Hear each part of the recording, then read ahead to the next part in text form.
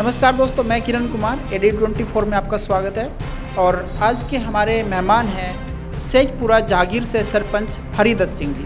आज हम इनसे जानेंगे इन्होंने अपने गांव के लिए क्या नया कुछ किया है और जो गांव के युवा हैं, बुजुर्ग हैं, उनके लिए क्या मेहनत ये कर रहे हैं, किस तरह से अपने गांव को ऊंचाइयों पर ले जाना चाह रहे हैं। सरपंच साहब, स्वागत है आपका हमारे खास प्रोग्राम में।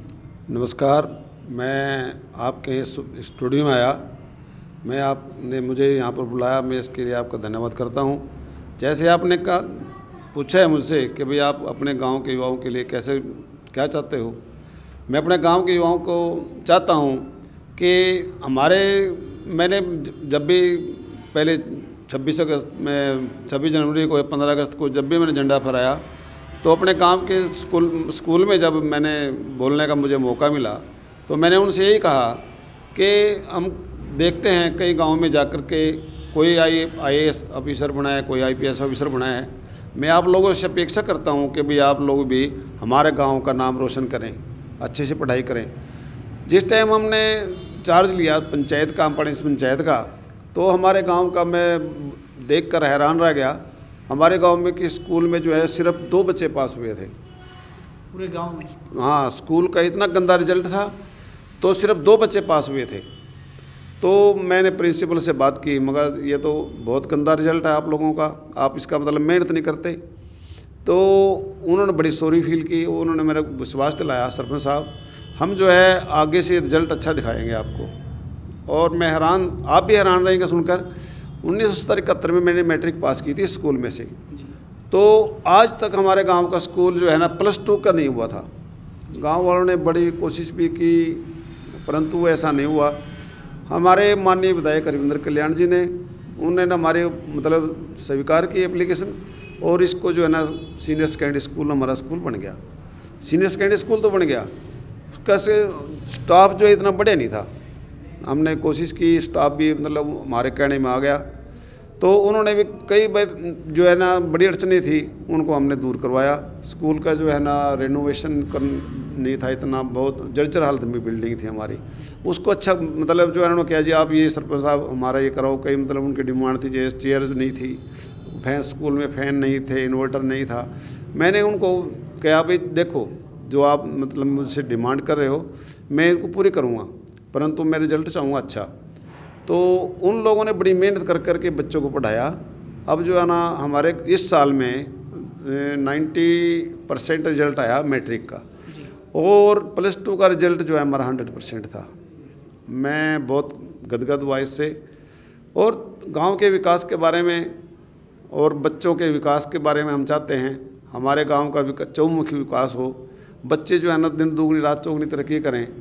हमारे गांव के बच्चे जो है ना जैसे लगन लग गया उनमें, कई बच्चे मतलब मिलिट्री में गए हमारे गांव के और अच्छे से पढ़ाई भी कर रहे हैं। हमारे परिवार में एक छोटा वर्कर ही है, उसकी 4 बेटियां हैं। उन्होंने मतलब इतना मतलब लगन लगी, हमने कंपटीशन से हो गया। अब वो बच्चे MBA कर रही है, एक लड़की, एक वो BCom कर रही है। मतलब जो है ना अब एक किस्म का कंपटीशन हो गया। लोगों जैसे हमने उनको सिखाया ना तो उनको मतलब लाइन में लग गए वो। और दूसरे विकास की बात अपने गांव के बारे में बताता हूं। हमारे गांव में जिस टाइम हमने चार्ज संभाला, हमारे गांव की मतलब बहुत ही इतने अच्छा हालत में नहीं था, गलियां भी पक्की नहीं थी, गलियां हमने पक्की करवाई। और बैंक्वेट हॉल नहीं था, बैंक्वेट हॉल बनवाया। एक कम्युनिटी सेंटर बनवाया इसका वाल्मीकि का। और दो चौपाल बनवाई है हमने, एक BC चौपाल बनवाई है और एक कश्यप चौपाल बनवाई है। मतलब गांव का विकास भी हमने पूरा अच्छे से किया है। और ये तो आप जानते हैं गांव में जो है राजनीति तो होती है। जिस दिन मैंने पहले दिन गांव में मुझे बोलने का मौका मिला तो मैंने तो यही बात गांव वालों को आगे रखी थी कि भाई देखो जो है ना हमारे गांव में अगर आप चाहो तो ये जो राजनीति चलती है, पार्टीबाजी चलती है, आप चाहो तो ख़त्म हो सकती है। मैं एक ऐसा कैंडिडेट हूँ, मैं किसी पार्टी से बिलोंग नहीं करता। अगर आप चाहो तो मुझे आप इलेक्ट करके ले आओगे तो हम किसी पार्टीबाजी में नहीं जा करके गाँव के विकास की तरफ ध्यान देंगे। तो वैसे मैंने चाहा था अपने मिशन में मैं कामयाब हुआ। 90% जो मैंने मतलब गांव की डिमांड थी वो हमने 90% पूरी करवाई है। एक तो हमारे गांव की मेल जो डिमांड थी, हमारे गांव से स्कूल मतलब गांव से जो रास्ता जाता था, एक स्कूल के आगे जाता है रास्ता, उसको तो पक्का नहीं करवा पाया हम। स्कूल से जो मेट रोड पे चढ़ता है, एक रास्ता हमारा गांव में से खेत गांव की पंचायत की ज़मीन में से होकर के जाता है, वो पक्का हो गया। रविंद्र कल्याण जी ने हमारा 4 किलोमीटर का पड़ता है, उसको पक्का करवा दिया हमने। और मेन समस्या हमारे गांव की जो पंचायती भूमि थी उसमें पाइपलाइन बिछवा दी हमने। गांव के लोग जो है ना रातों को बेचारे पानी देने के लिए जाते थे, वो बड़े परेशान थे। उनकी ये डिमांड थी कि भाई हमारे गांव के जो अंडरग्राउंड पाइपलाइन बिछवा दी जाए, ताकि जिम्मेदार जो है ना रातों को परेशान न हो।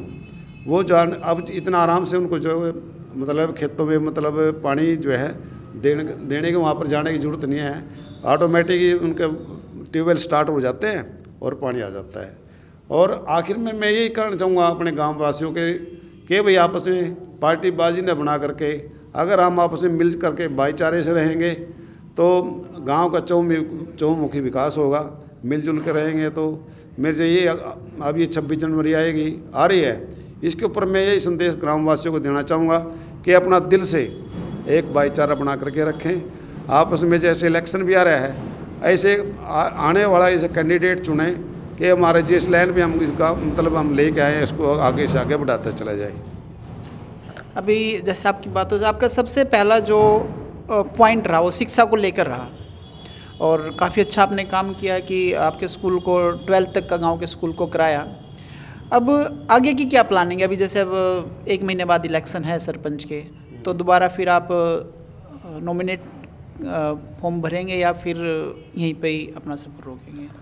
देखो, मैं जो है ये चाहूँगा कि मैं ये नहीं कहता कि भाई मुझे दोबारा इलेक्ट करो आप।